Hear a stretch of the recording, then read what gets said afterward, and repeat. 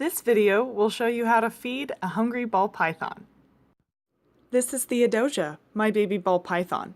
She was hatched only 4 months ago and has already grown a full 3 inches due to healthy feeding. Growing ball pythons like this one need to be fed once a week. Once they're done growing, they need only be fed once every other week. Some breeders suggest occasionally lengthening the time between feedings by a couple days to imitate food scarcity in the wild and prevent unhealthy weight gain.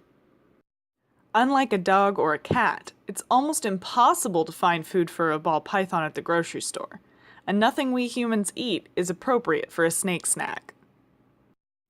While some people may tell you that live feeding a snake is fine, it's dangerous and inhumane to put a live mouse or rat in with your snake.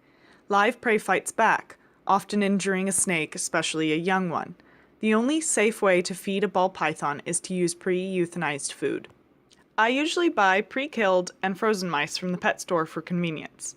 I have both pinky mice, which are newborns, as well as hopper mice, which are small juvenile mice, in my freezer because I own 2 snakes that need different sized meals.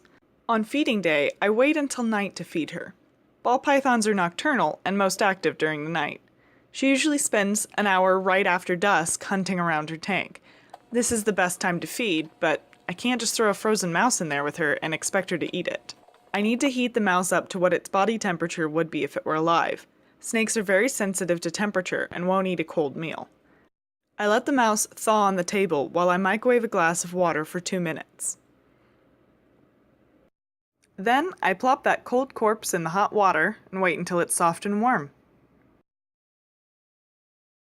I use tongs to grab the mouse by the tail, leaving the body dangling so she can strike without hitting the tongs and hurting her mouth on the metal. She's hungry, so it only takes a sniff, and she's following the mouse as I dangle it.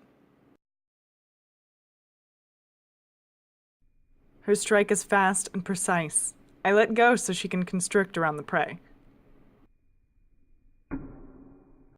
If you aren't too squeamish, it's a good idea to watch your ball python eat to make sure they don't choke.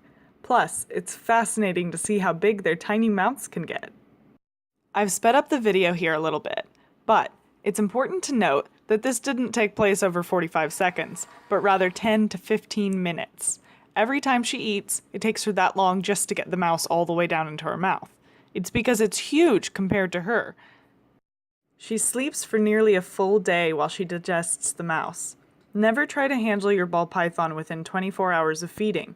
They're vulnerable while digesting, and one of their defense mechanisms is to regurgitate in the hopes that a predator will choose the partially digested mouse over a frightened snake. Once they've emerged from their digestive nap, feel free to interact with them again.